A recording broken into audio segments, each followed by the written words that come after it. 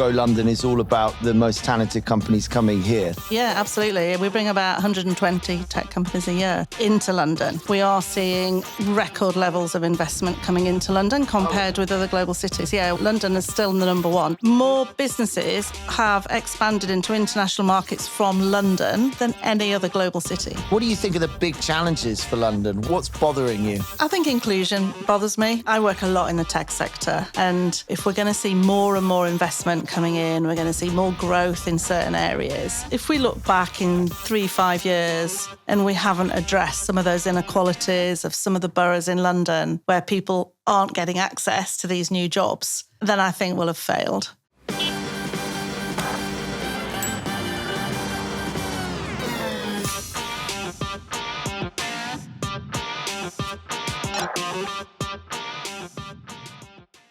Hire people who are smarter than you, different from you, and don't mess up your culture, but instead end up shaping it. That's the great advice from Janet Coyle, a CBE no less, Managing Director of Grow London, part of London and Partners, and this week's guest on BWB. And if you're wondering what Grow London is, it's basically the bit of London and Partners that encourages British businesses to grow internationally. And if you're wondering what London and Partners is, it's a social enterprise that creates economic growth for London.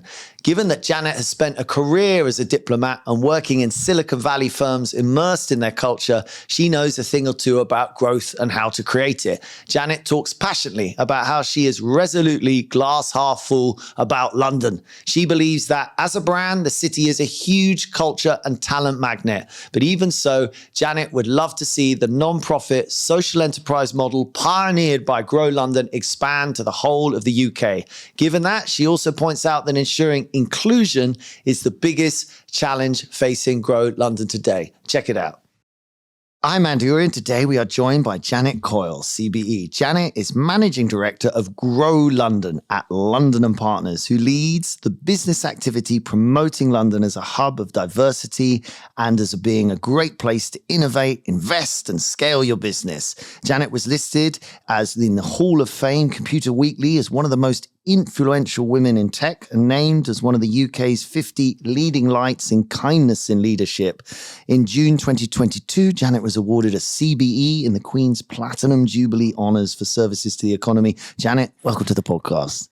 Thank you very much, Andy. I need a few awards, I think, you know. Do you get like a thing you put on your shelf as a CBE? What do you get? You get a medal. You get a medal. You meet the Queen? Well, sadly, the Queen passed away, but the King very kindly gave me my medal. So it was a special day. Wow, that's a wonderful honour. Now, Janet, tell us a little more. I think let's start with Grow London. Tell us a little bit more about Grow London. So, yeah, Grow London sits within London and Partners, but essentially it's all our products, services, innovation support for high growth tech companies, whether they are from Shanghai, from San Francisco, or down the road in Shoreditch. We've sort of provided a model to really help them not just land in London, but scale and thrive and connect them into the ecosystem here. And we run a cohort model for London and wider UK companies who are wanting to go global and win international business. Oh, so it's not just about, you know, in my knowledge, taking sort of London's most promising companies and providing them a framework and support to expand overseas. It's also, Grow London is all about, you know, the most talented companies coming here. Yeah, absolutely. We bring about 120 tech companies a year, so into London. So that's what our international teams are really doing. And how long's Grow London been going for now? Well, the services have been going for a while, but we rebranded everything under one name about 18 months ago because we were building lots of different products like for talent and for innovation and for trade and FDI.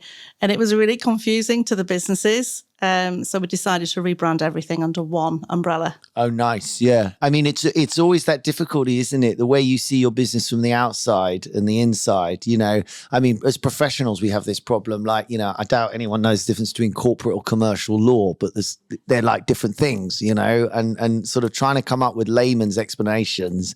It's tricky. It is tricky. And it goes back to listening to your audiences, doesn't it? Listening to your customers and making sure that, you know, we're building things that are fit for purpose, but also that companies can navigate all that support. There's no point having it if people don't know we even exist. So really important to get the naming right. And do you think, I mean, London's obviously, you know, one of the most recognized cities and things like this. Are you happy where London is right now? Do you feel it's thriving? We've been kicking the UK around with Brexit and other fun stuff sort of thing. Where do you see, you know, you're an optimistic person by nature, but what's your honest opinion of London at the moment? So I've just been out to Silicon Valley, as you know, talking to lots and lots of tech companies, lots of AI companies predominantly. And there was a huge, real recognition for London as really the European hub for talent, for AI, for innovation. So yes, I'm a glass half full, but I right now I feel as if we have a huge opportunity and we should be shouting from the hilltops together with you and our other partners, because we are in a good position.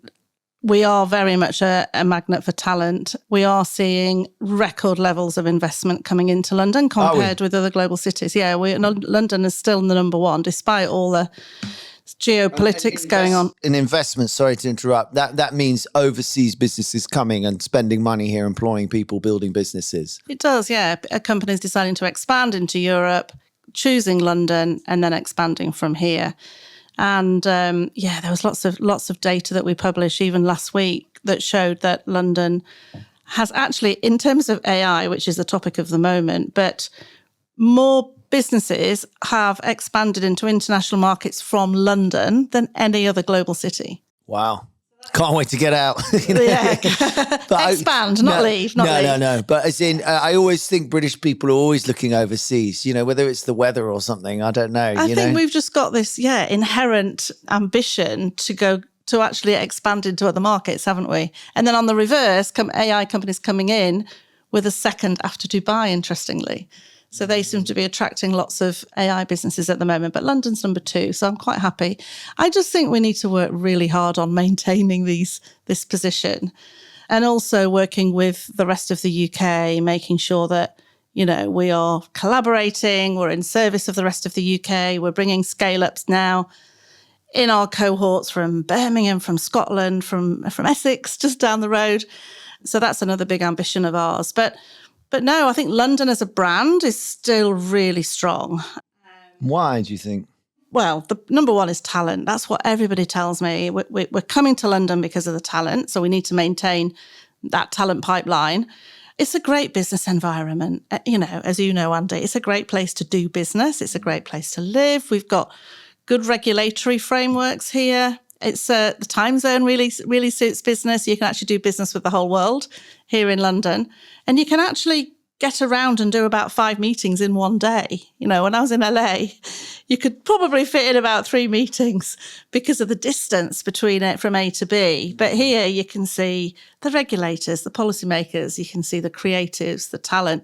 You can see everybody in the same place, in the same global city. So that's why so many businesses like to come here. It's almost a curse too. When I chatted to Martin Wolf a while ago, you know, he was explaining how the southeast of England is some of the wealthiest areas in Europe and the rest of the country is actually some of the poorest areas in Europe. And there's this problem, like he was explaining with Crossrail. You know, why do you do a huge infrastructure project like Crossrail? Because when you do the mathematics, you say, oh, well, we could spend whatever it costs, 50 billion. What's the return we're going to get? Oh, well, we're going to get 500 billion because it's going to really, and I think of all the stuff that happened over the last few years, I mean, I noticed it because Oxford Street was really quiet. And then suddenly I went down Oxford Street, you know, a month later and I was like, it was packed. And I was like, what the hell just happened? And then, of course, actually it was someone at LMP, it may have been you, someone said to me, Crossrail, Andy.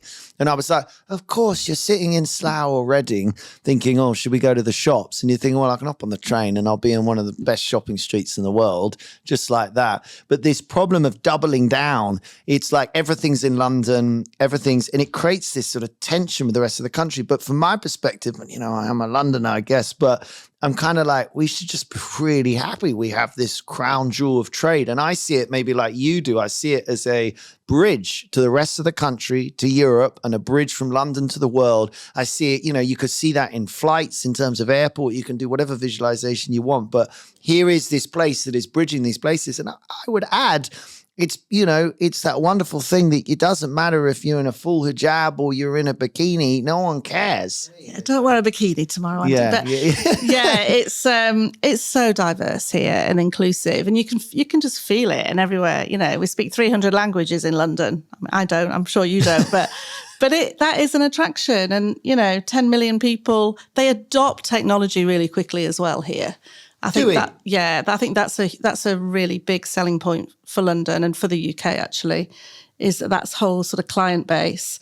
But we need to really shout about our diversity and inclusivity and addressing inequalities, which is a huge challenge. But whether it's inequalities across the UK or inequalities even within London, within this industry, I think we've got a long way to go. I always tell people to, because you can look it up, it's the only major country with unarmed police. The next biggest country with unarmed police is Ireland and New Zealand.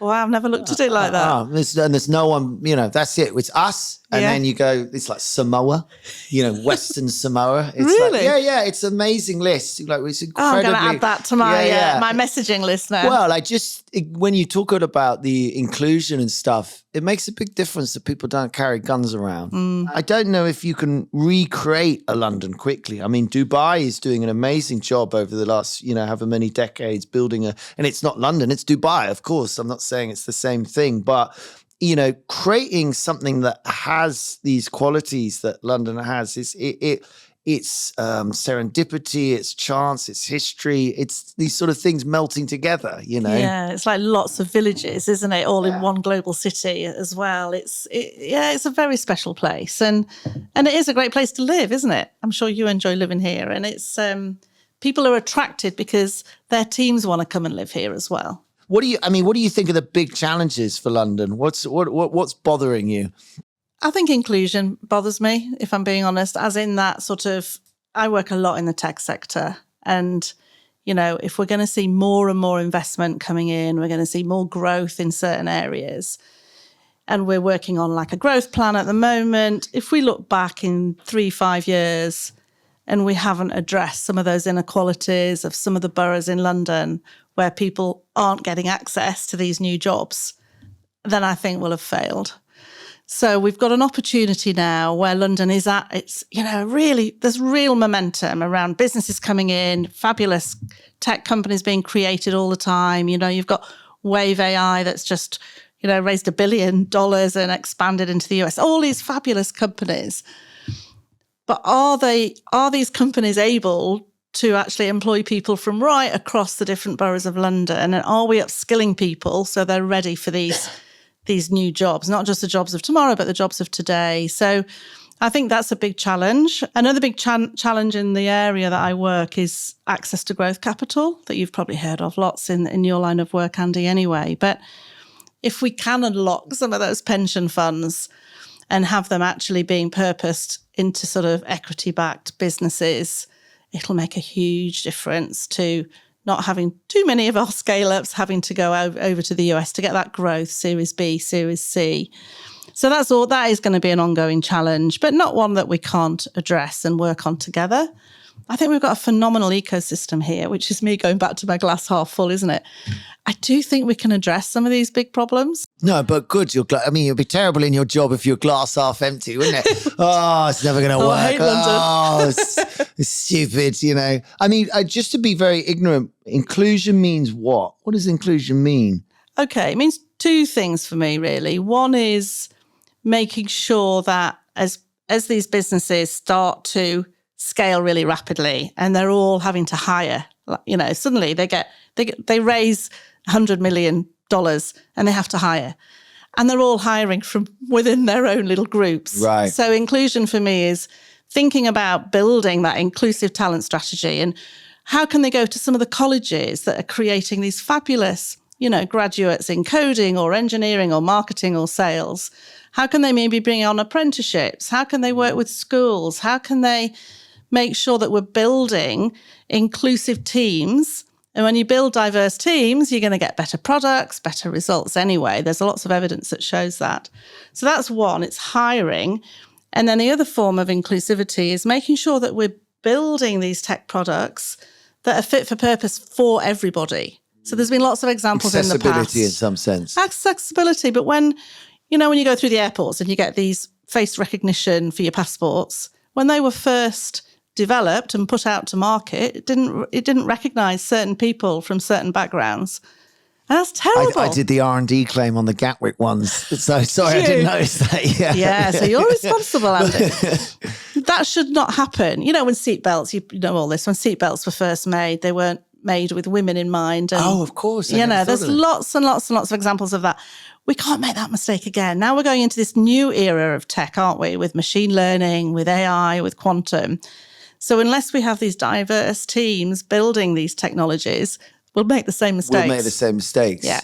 I mean, and that's the inclusion certainly on the hiring, while the southeast of England is a very rich area within Europe, there's huge disparity within the boroughs. And that's what you're saying, reaching into those, bridging out of the little circles we live in and somehow work out how to get the smaller community. And the apprenticeship scheme, I think they're working on it because I think it probably needs some work. I mean, it's complicated, I would say, for starters, And maybe that's not the only answer. There's lots of other initiatives, Founders for Schools, which I work on closely with Sherry Kutu, and that's getting entrepreneurs to go into schools and inspire them about studying maths and science and, where it could possibly take you in the future. There's loads of brilliant initiatives. But there you've got sort of places like King's Cross where you've got Facebook and Google and the Crick and all these amazing businesses. And then you've got Somers Town right behind. How can we help people in that community access the jobs in these big flashy buildings? There's a famous book called Rich Dad, Poor Dad, but that's just about the principle your dad or your mum tends to teach you whatever they know. And so you're so stuck in a loop like that you're kind of like, it's hard for them to say, you should go do a tech job if you're a plumber, because that's, role models. There's nothing wrong with being a plumber, by the way. Excellent job, and can be well paid and you choose your own hours. But just as in these patterns of behavior carry on, don't they? And you're trying to somehow get into their lives and say, no, you could, I mean, we do it here. People think tax is, I didn't want tax. I don't like numbers. It's not really about numbers, tax. It's about creative thinking. It's about the law. It's about, and we're just doing one next week. We're going into actually a Slough school or a Slough, what are they called? Freshers Week and all of that, when we're just we're just there to explain it and say, like, if you've got this kind of brain, don't be put off by it, But these aren't, they're good, they're funny examples of accountancy and tax because no one ever chooses that. It doesn't sound, the joke line, tax is sexy. I don't know, quite a few of them. In my kids' class seemed to be choosing accountancy, which I thought was quite interesting. That is interesting. People generally choose it because people advise them. People they trust say, what shall I do? I don't really care what I do. People say, well, that's a very good thing to learn as a grounding. It's a nice professional qualification. I'd love if you asked them, did you choose this because you're passionate about accountancy? Probably not. They'd be like, no, my Uncle Roger said it was I should do it, and it's like, fair enough. I'm good at maths, yeah. There's a huge crisis, and we had a great pleasure of having Andrew Craig on the podcast. He's written a fascinating book, but he's so passionate about it, and it's taken my breath away, this. So I don't know how much you're aware of it, but the London Stock Exchange is hemorrhaging companies. So there were 4,200 companies on it, I think 12 years ago, and now there's 1,600. The thing is doing this, and the reasons why, and he's passionately banging the drum about, so there was a regulatory change, interesting, that pensions can't invest in. So most countries have 50 to 60% or 40 to 60% of their national money in pensions in their own companies.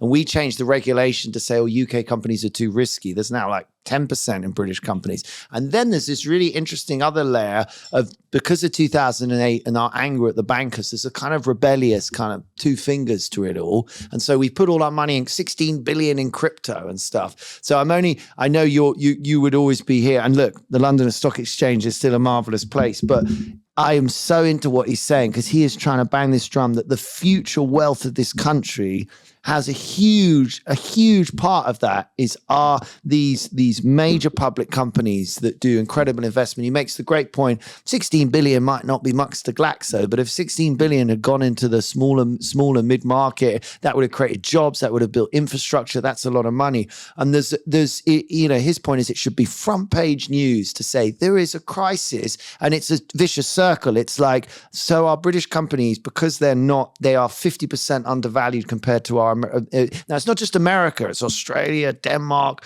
the Netherlands, every other stock market's doing really well.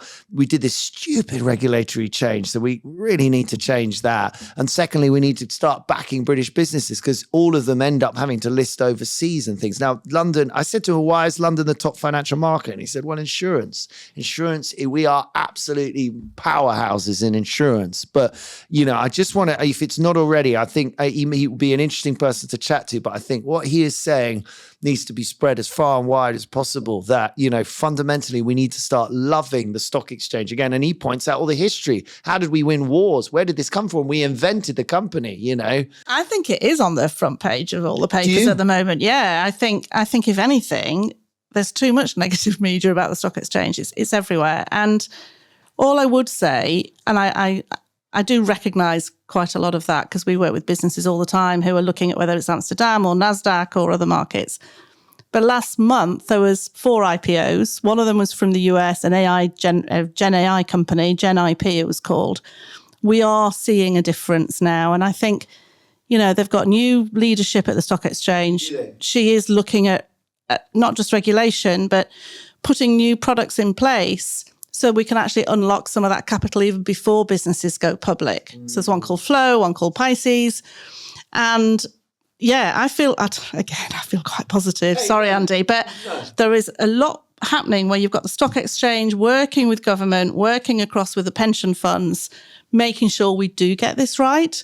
So we are starting to see a lot of US companies starting to come over and list on AIM because they can list earlier than they can in the US. So there are some benefits here with our stock exchange. We're starting to see the benefits now, and I think it should hopefully continue to get better. I mean, look, I'm not here to, obviously you're here to support London. I'm not actually really even being negative myself. I'm actually trying to be really positive about it. Yeah, but it's what can we do together, isn't it? And then I have a client who's an American tech company who I listed on AIM and stuff, I'm actually trying to throw out a positive point about we need to start, I hate it. Maybe it's against our British principles, backing Britain, Yes, we need to start really backing these London things because they are being undervalued and then poached overseas. And I just thought that basic statistic, there is a lot of stuff in the London Stock Exchange that's negative. We're a bit lost. What are we doing? But it's a sort of, when it's sort of boiled down to this regulatory issue, maybe it's my impatience. I'm like, just change the regulation. Who's in charge? Get hold of them, fix it. Regulation is such a fascinating, you have to have it, but it goes wrong so often, and I mean, actually as a country, often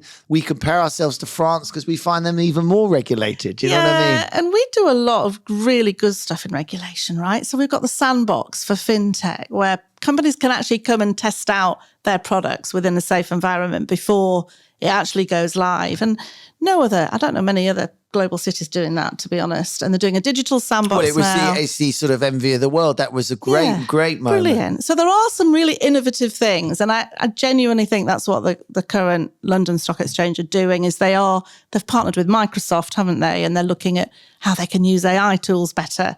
I know Neil well and stuff. Neil Shah, brilliant, yeah. And big up Neil. How about you? Let's talk a little bit about Janet. How did you end up doing this job? Oh, gosh. Well, I spent about 25 years in the diplomatic service, which I loved, different parts of the world. And then actually came back to London on a sabbatical to work on the Olympics for 4 years, making sure we had some economic value from the Olympic Games, which was brilliant. And then left that for a while. But that was with Think London then, which became part of London and Partners in 2011, 2012, where there was Think London, Study London, Visit London, and all became joined up as to one, which was the best, really, really great idea. So then I left that for a while and I came back in to pretty much build out the international trade program. and then stayed and kept building out different product services. What did you study? Where was so you were a diplomat. What did you study at university or? No, that's a good story. So no, I actually left and applied while I was doing my A-levels. I always wanted to join the diplomatic service since I was about 11, and there was an opportunity came up. It was in the paper. Do you like languages? Do you want to travel? And I was doing languages at the time. Yeah, that sounds like me. So I applied as a bit of a fallback, and then surprised when I actually got offered a place. So I went straight after A-levels. I don't know if you can do that now, but I took the opportunity and went straight in. I think it's good advice at the moment, to be honest. I think a university is great fun, but I'm not sure how much it moves you forward in, sort of career stuff. But it depends. Depends what you want to do, really. Depends, yeah. I mean, you're from the Lake District. Yeah, just about half an hour south of there. Yeah. Like all good Londoners, not from London, No, exactly. You don't need to be born in London to be a Londoner. So yeah, no, I still go up there a lot. And do you think within all of this of your journey getting here, I mean, is it quite different from being a diplomat? You consider yourself sort of a bit of a diplomat still? Yeah. Yeah, I do. Because when you think about all the events, the functions, the not so much negotiation, but the networking, I've been doing that ever since I was probably 18, where you're thrown into a room and you have to go and shake hands and meet people that you've never met before. So that was pretty good grounding for this. And, whether you're engaging with business or politicians, it's similar skill set, isn't it, really? Do you sometimes just want to just really curl up on the sofa? Yeah. Well, I was going to say, let it all out, because for me, as someone who's not good at being PC and stuff like this, I would never get a job like yours. So I'm sort of fascinated by anyone who's able to, you've obviously got a good sense of, I'm trying to think of the right phrase. Is it PC, or you've just got to be careful, Probably I'm a bit PC. I think it's just the way. Maybe it's in my DNA. I don't know if it's something that I've been trained in. I don't think it is. I think it's just experience. I think especially when you travel and you work overseas. I've spent 2/3 of my career in different markets and been thrown all different things, whether it's crises, I was in Indonesia and I had a phone call saying that there's a British businessman had a heart attack in a taxi on his way to a meeting. I ended up going into this clinic. There was no ECG machine. There was nothing. They were literally reading him his last rites. Wow. And you've got to just think on your feet. And I managed to get him to the right hospital. We got him treatment. And when he came round and he survived, he was from Barclays. I won't mention the name, but he was from Barclays Bank. And he said, I was unconscious, but I could hear everything going on. And he said, I heard them say, has he got insurance? Have you got his passport? And I thought, oh my God, this is a civil servant who's basically going to say, no, let me check. But you just said, no, give him whatever he needs. We'll cover it. I'm not saying that the British government pay for medical repatriation at all. But it's just, you're just thrown things. And there's loads of other examples, but you're just thrown things where you just learn to be resilient, as well as being a diplomat and bit PC. I just think if anyone ever has the chance to go and work abroad, do it, because you're exposed to different cultures, different situations, different people, different languages. And for me, that's probably the best grounding experience I could have ever had.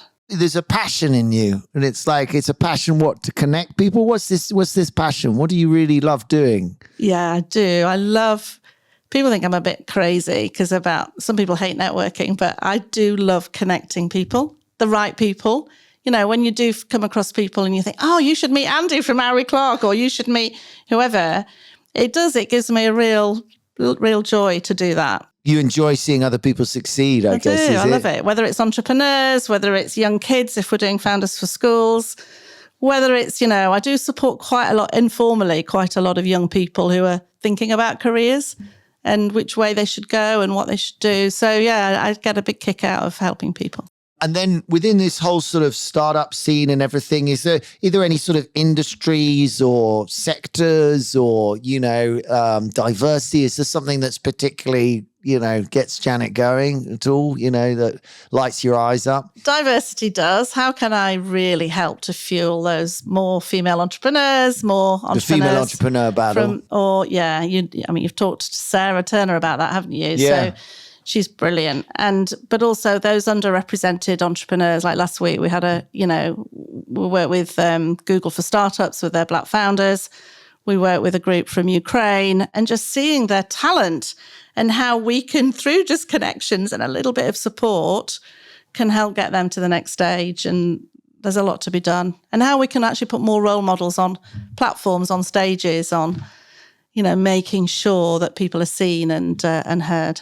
It's probably incorrect, but my rough theory on that bias is just that, as long as it's white men who are the investors, then they're more likely to choose white men. It's the sort of, you invest in what you understand, you know what I mean? And, Yeah. I don't understand my wife that much, is for sure, or my sisters. But so it's sort of like you need to have more women investors. But then Sarah had a very interesting point that she said, I think it was her that taught me that 50% of the financial wealth of the UK is in the hands of women, and it's most of it's self-earned. It's not like, the cynical person might say, oh yeah, divorce or whatever, Really? Now, this is the slightly controversial point, so you don't need to respond at all, but is it that there's not enough women investors? The assumption must be if there's not enough women investors that they don't have enough money. I know those sound very callous steps, isn't it? But it's like, if I'm just being basic about it, but it sounds like there is enough money. So then is that there's just not enough of a culture of women investing. You've hit the nail on the head. Oh, wow. There aren't enough women investors, whether it's within the VCs, whether it's angel investors. Now, Sarah's at Angel Academy doing a lot to get more women angel investing, which is great. But then you've got a relatively new fund called the Arosa Fund. They're building something really exciting where they're building a fund for female founders, but then alongside it, a foundation that can give grants. And then they've got an Invest in Women hub. So there's loads of resources. So statistics like Sarah's just mentioned, they'll all be on this hub to actually, and with the foundation, they're going to train up more female investment managers. It's the infrastructure piece. We can't just find more money. We've got to actually change the whole infrastructure and get more women VCs, more women angel investing, and more growth capital. Well, it's a bit like trying to get the inclusivity, trying to get people to break out of historical habits, isn't it? To try and break out of like the psychology of whatever it is. It's an inclusivity thing to get people sort of going, oh, I'm going to be an investor. It's very hard to be an investor. Even if you got a bit of money, I think we faff about it, Yeah, no, it is hard. But Saul Klein as well at Local Globe, they run a program called Newton, which is training people up who want to be investors. Okay. So that we're starting to see now programs like this.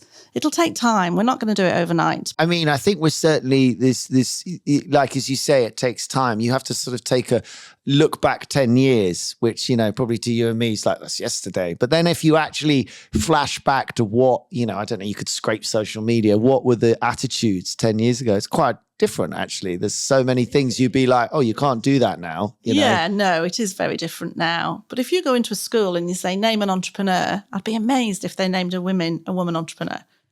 Yeah, I'm trying to think who's the lady from Deborah Meaden. She's well, they probably might one of the mention most. her or Holly Tucker from Not on the High Street, but generally they would talk about male entrepreneurs because these women entrepreneurs just aren't visible enough. Yeah. If you've got a sort of long-term goal, what is Janet trying to get to? Is there a sort of long-term goal? Yeah. So I mean, what we do now at London and Partners, this especially what we do to help scale-ups go global, we're getting lots of amazing results. And I'm really excited. We track all the data. And I would love to now genuinely take this across the UK and support all UK scale-ups. And, we're doing it piecemeal with West Midlands and Scotland. Yeah, and so to explain to people, they have cohorts of companies, about 300 odd a year, 100 each in each cohort. More than £1 million turnover, more than 10 people, growing at more than 30%, something like that. And then you can apply. So if you're listening to this, you can apply to be on one of their cohorts. And there's some focuses around sectors such as fintech. But now you've opened it up a bit for businesses up and down the country. And that's looking at, because there's that tension again, but that's looking at London as your springboard. It's not a competition. It's not like, oh, we're in London and you're in Birmingham. No, let's all join up and work together. Yeah. We're a relatively small country. Tiny. We need to do this together and have even bigger impact for the UK. And I think we can do that. And then things like Growth Summit that we ran last week, which was bringing together our community of investors and entrepreneurs corporate innovators, maybe start to take that into different global markets as well. So I can't praise enough the team at London and Partners. I mean, you know, I have so much time for so many people in your team. I was asking the other day, like, who does all your HR? Because my sister does most. Like, my sister's the blocker here, so she's head of HR. So no one gets hard unless they meet Caroline, and she's got like this fifth, you know, lady sense. I don't know. She can just tell if so, because the only thing you require to work at this firm is to be kind. You know, that's nice. I know. It sounds almost. I've been sort of starting to say it over the last few years once I worked it out, and it sounds a bit sort of, but actually it's a really nice, I mean, that's the truth. It's a really important value. Yeah. Caroline's just very good at going, not sure about this person, you know, and kindness is a root thing. But your team, I just think is fantastic. I mean, you know, but you've been growing a lot too. So we have a lot of similar problems. You know, we've gone from 130 to almost 200 in the space of a year, you know, so it's just, you know, but it's got all its problems. How do you look after any of that? How do you make sure you have a great team? How do you, find the good people? I almost feel that we're facing challenges like other scale-ups do, because we've gone from 200 to 300 this year. Wow. So fantastic growth, but then we need to make sure that we do keep our culture, because as you say, we've very much got this culture of kindness, it's very international, it's very diverse, which is what makes it really a really sort of rich environment to work in. But we've just got to keep listening to our teams. But I'm yet, and I mean this in the nicest possible way, because I meet loads. I'm yet to meet one of your team that I'm like, oh God, who's this person? I know I'm awful like that. They're all fantastic. No, but they really are. Yeah. You know, and it's you seem to be getting it right. And look, that's really important to us. I mean, to be honest, is you know, culture's the bedrock of business and all of that. But you know, that's why I adore you guys so much. You know, that's why I think you do a great job. However much you stand at the top and say whatever you want, it ultimately comes down to that little individual who meets, you know, John from Philippines or whatever, you know. And it's not just hiring people who are smarter than you, because that's what I always try and do. It's also hiring people that do really fit the culture, though. You've just got to make sure that you can, you know, they can engage with people and they can, you know, not just tell London's story, but do it in a way that's just really personable. But it's also very mission driven, where I think people want to come in because we are about a mission. They want to work for London and Partners because we are trying to genuinely create economic growth. You know, we're a non-profit, we're a social enterprise, and we get to do really fun things with lots and lots of entrepreneurs, or whether you're with the Visit London part or you know, we now have Grow London Local, which are teams supporting micro businesses right across London. And people are joining that team because they want to help these really small businesses on the, you know, corner of your road. Yeah, passionate about it again. Right? You know, I forget the chap I met who was fantastic, who came and did a talk for us. Yeah, he was just passionate about sort of local business. His eyes were all lit up. I mean, out of interest, just to demystify it slightly, like you obviously connected to the mayor's office. What happens if the mayor changes, or how does this? It doesn't matter, or? Yeah, no, we are independent. We are aligned. We get some of our funding from the mayor's office, from the UK government via the mayor's office to us. And then we generate quite a bit of our own revenue as well. So that's why we're a social enterprise. But no, as the mayor changes, we remain, providing the next mayor wants a growth agency. Because the mayor could say, I don't want to do this in theory, and you Absolutely. would lose a lot of funding at that point. And then it would be a question of how do we fill the gap? We do. Yeah.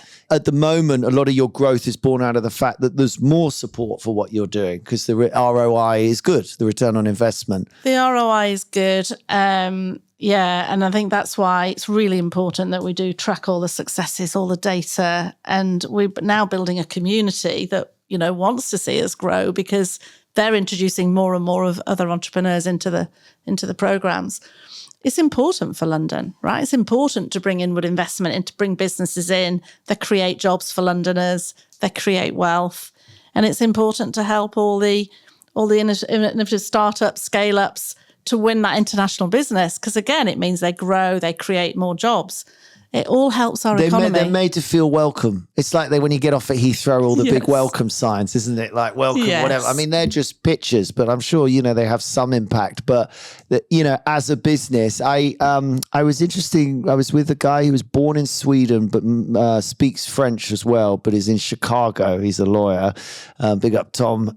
Anyway, but he was sort of saying, I was saying, where does he get his work from and stuff? And he said, to be honest, a lot of it comes from the DBT, the Department of Trade, because there's this sort of, it's a hangover from the empire, I guess, but that Britain has got these sort of Yes. tentacles of, we're like, They're everywhere. come and compete Yeah. with us. To a lot of countries, it's almost like, why would you want a company to come and compete? We're like, we don't really see it like that. Oh, not at all. We're like, want that. let's trade. You're going to employ That's people. how you drive innovation. You Yeah. have a mixture of different international businesses all in the same city. Absolutely. No, and DBT, we work really closely with all the embassies and consulates around the world. They're great partners for us. But it's a flow of welcome. So what people Yes, say it is is. then, and then we're a partner. So obviously, you can say, hey, go and, but you've vetted your people. You've spent time putting together a group of people who are going to do a decent job. You can't guarantee anything, but it's like, here's some decent people. Let them help you sort of this stuff out. I think people appreciate that a lot. I think without that, you're a bit lost in the system, aren't you? But the reverse I find interesting is that Londoners, we all, in major cities, it's a concept or it's a problem of very major cities. You live in quite small social groups, actually, because if the village had 500 people, you know all 500. But if you're in a big city, you might only know 50 people, but you're bringing together the Londoners again to sort of push them to go overseas. Do you know what I mean? We can become a bit head down, Yes. like, I don't know what to do. And suddenly I'm with other businesses and I can share and I've got an environment, that's great. It gives them a bit of a push, doesn't it? Bit of a It's push. that peer-to-peer support, and it gives you a bit more confidence as well, because lots of the businesses, when we take them on a trade mission, they practice each other's pitches sometimes as well, and then they critique each other, and then they're at a networking reception and they meet a contact and they say, oh, actually no, you're more relevant for this other business over here. So this pay it forward mentality, I feel we've absolutely got in spades now here in London, which we didn't really have before. So just on a practical basis, if I'm a London business looking for support to go internationally, or I'm an international business coming here, what do they do? Come and talk to us. Come and join us. Just look us up. Grow London. Yeah, just come and see us and we'll get you onto the right program. Okay, very good. And the biggest challenge you feel facing London and Partners as an organization now, is it the growth, or what's going to be the biggest challenge for you over the next few years? I think our biggest challenge is challenge and an opportunity. I'm smiling as I say this, but it's like looking ahead of the next 3 years. We'll have an ambitious growth plan for London, and our challenge for London and Partners is helping with others across London to deliver this, and making sure, as I said, that we tweak some of our toolkit to make sure that it's relevant to everyone and not just a fair few. This inclusivity bit again, that's one of our biggest challenges. And then there's a lot of talk around frontier innovation. So that's deep tech, it's artificial intelligence, it's quantum, all coming out of the universities. That is a big challenge. How can we make sure that we support these new ideas, these new IP, turn them into products, but then help them to scale, and help them to scale here, like to your earlier point about them going off to other markets. So that is a big challenge for London, but it's something that we're going to get our heads around and find, a whole ecosystem to support this sort of frontier innovation. So it's a challenge, but it's also quite an exciting one as well. Yeah, well, these frontier innovation, as you say, I only learned from a client of mine. He was a New York AI company. He's moved here. It's there are aspects of that London is at the forefront of, which my British cynical brain's almost surprised at, thinking, do we really do anything clever these days? But yeah, that must be a reflection of the talent and everything else he said these exact words. I was like, you're moving your family and your business and everything to London. He was like, well, he said, A, I love London, Andy, but B, for the type of AI we do, London's the best place in the world. So I have to be there. Brilliant. That's music to my ears. Yeah. Well, you went to UCL, right? Well, that's where Demis created DeepMind. Oh, is it? So that was UCL. And that's, again, one of the best AI businesses in the world. It was acquired by Google. DeepMind, was a British company, and then that's why it's in King's Cross still or whatever it is, isn't it? Yeah, it stayed in London. Yeah. Yeah. And what's the best piece of advice Janet's ever got? As a woman leader, one piece of advice I got many years ago when I was working in San Francisco was, when you get offered a seat at the table, take the seat at the table, but also make sure you have a voice. And that really stayed with me. So sometimes I've been quite privileged when in Silicon Valley, for example, when I was working there for 4 years and I was hosting a round table. It was for then Tony Blair when he came out on his last trip as Prime Minister. And we had all the top CEOs of the Valley around that table. It was incredible. And he was like, why are you not sat at this table? And I said, oh, no, I'm just at the back. I'm just, taking the notes. He said, come and sit at this table. And then someone next to me said, right, you're at that table now. You got to have a voice. And I just made sure. And it was just that consciousness of that if you've got a privilege, I felt quite privileged that day, even though I'd done all the work behind the scenes. And I thought, right, I need to use this. So yeah, that was probably a piece of advice that stayed with me. That example, it's very easy to be blocked and overwhelmed by the sort of, I'm sitting next to X and Y. And I've had that before. And, your piece of advice is trying to sort of unblock that in terms of, have something to say. Don't be afraid of, people at the table. Otherwise, there's no point you being at the table. And also, we all underestimate ourselves. We think, oh gosh, they're superhuman. But, you meet any of these people, they're humans. As someone said, they put on their trousers one leg at a time, just like you and me, I'm going to remember that now. Yeah, we've had the best piece of advice. So what's the worst piece of advice you've ever had? Oh, I think worst piece of advice, I'd first joined the Foreign Office. So a northern girl, come down to London, found it all a little bit overwhelming, I have to say. And somebody said, if you really want to progress, which I did, I was very ambitious, you have to lose your northern accent. No way. I was mortified. So I just tried to speak with a stronger northern accent. Oh, you went the other way, did you? I did, but it's very different now. But at the time, I felt quite different, even coming from the north. That's outrageous. If someone said that now, they wouldn't survive. They wouldn't survive now. But that was many years ago. As you say, things have changed. We've got lots and lots of female ambassadors, and it's much more inclusive. But yeah, that was the worst advice I've ever and didn't take. Is there anything you think is bullshit in this industry as someone, who's optimistic nonetheless? I think it's bullshit when people say to me, when I challenge, if I go to an event and it's an all-male panel, I almost walk out. Or I certainly won't go and join something if I feel that, they've just got all-male panels now. And they say, oh, we couldn't find a woman, or we couldn't find I said, of course you can. Come to us. I'll find you some incredibly talented speakers to join your panel. So that's the thing that drives me crazy. When you see that sort of... lack of diversity, because we have to have these role models. We have to have diversity of voice. We have to be visible. Well, Janet, you've been absolutely brilliant. And thank you for all the good work you're doing. Get out there, beating the drum and helping these companies. I know a lot of people absolutely adore you. And, you're known to be an incredibly selfless person, which is a rare quality. So, hats off to you. I must just generally big up Andrew Tibbets for generally being a fine fellow. He's fantastic. You're crazy innovation man, that should be his official title. Crazy innovation director. Yeah, and he's also a phenomenal networker and connector. So shares my passion for that, which is great. So we're going to now do the quickfire round. So some quick questions. You should know the answer to them just to get to know you a little bit better. Yep. Dee is cueing some music. So you ready? Yep. What was your first job? Little cafe called the Merry Kettle. Oh, nice. In the Lake District? In a little village, Boltonley Sands. Big up Boltonley Sands, yeah. Brilliant. What was your worst job? Do you know, I think I did a newspaper round for about 2 weeks and hated it. Tough. So not doing that again. Early in the morning. Yeah. Favourite subject at school? I believe it or not, economics, because I loved the teacher was brilliant. It was all down to the teachers, right? Mr. Salter. Mr. Salter. Yes, he's not with us now, but he was amazing. Yeah, it's such a complex subject, so that's great if someone could inspire you on it. And what is Janet's special skill? Oh, we've talked about it. Probably networking, connecting.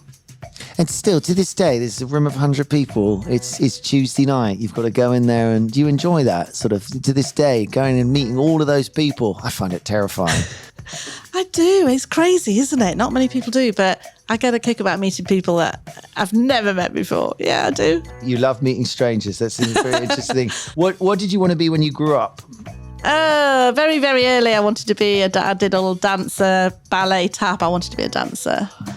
And then as I started to go through school, I wanted to go work abroad somewhere. So I did fulfill that dream. That's amazing. Do you still dance at all? No. Only on the very badly after a few drinks, yeah. Oh, that's something about dance, though. It's an amazing thing. What did your parents want you to be? You know, they were brilliant, supportive. I remember my dad was a telephone engineer, and the night before my physics exam, I couldn't understand my physics, how a motor worked, and he dragged me to a telephone exchange and showed me. And it came up in my exam. So What, the telephone exchange the did? motor came up and got an A. Oh my God. So supportive with anything. And then when I decided not to go to university and take the job, my teachers were saying, no, you must go to university. And they were like, no, go for the Foreign Office. It's what you've always wanted to do. Are they still with us, your parents? My father is. Oh, big up. What's his name? John. Hey, John. Excellent work. Go to karaoke song. Come on, tell me, Janet. Oh, Come on. karaoke, love it. And people, move on up, or what have you done today to make me feel proud? It's so positive and joyful. Office dogs, which I normally have. Yes, business or bullshit? Business? Business. Lovely. There is an office dog? No, we can't. We're not allowed them in our office. We're in the headquarters of the fire brigade. Yeah, no, because I almost bought Romeo one day. No, it's not happening. So no. he's usually with me, but it's one of my best friend's birthday. He's one of his sort of godmothers, so she's looking after him. Anyway, have you ever been? I cannot believe you ever have, but Janet, surprise me. Have you ever been fired? Oh, I wish I'm so boring, aren't I? No, you're so good. That's a different thing. Never You are been not fired. boring, Janet. Never, ever let anyone tell you you're boring. Just because I say all the wrong things at the wrong moments is like, it's not a behavior you want to follow, Never been fired. Never. Brilliant. Excellent work. And here's the thing that you need to be outrageous with. What's your vice? Oh my gosh. Chocolate. Is that a vice? Yeah, Yes. that's absolutely a vice. I know. That's I high in a try and lot of give it people's up. lists. Yeah. Dark I know, chocolate can't or give it light up. chocolate? I'm trying on dark. Oh, what, to try and get you off the milk, is it? Absolutely. Right, okay. I know, my wife's definitely got a problem with that. Amelia, who you know now, she buys everyone an advent calendar every year. Last year, I ended up with 2 advent calendars. So I thought, I'll take it home for the kids, my 2 kids. And the next morning, I found them on the floor, just the foil, at the back, ripped open. Yeah, my wife's going to kill me for this story, but just Was that dying your on the wife? floor. I thought my dog had got Was it them. the dog? Yeah, I thought, oh my God, he's had chocolate, he's going to die or something. And then my wife was like, oh no, that was me. And I was like, what? And I was like, why are they on the floor, babe? She's like, I have a problem with chocolate. And then once she'd eaten them, she felt so guilty. She just sort of ran I off. would get on really well with your wife. Yeah, she just said, I said don't put chocolate in the house. And I'm like, this isn't chocolate, babe. This is an advent calendar. She's like, what's the point of waiting? Anyway. Well, Janet, thank you so much for doing this. You did absolutely brilliantly. I think you're a great leader in all of these things, trying to keep London on the place that it should be, open, outward looking, Yes. diverse, inclusive, Absolutely. friendly, fun, all of those things. So thank you so much for doing it. And that was this week's episode of Business Without Bullshit. Thank you to D, our producer, and we'll be back next Wednesday. And until then, it's ciao.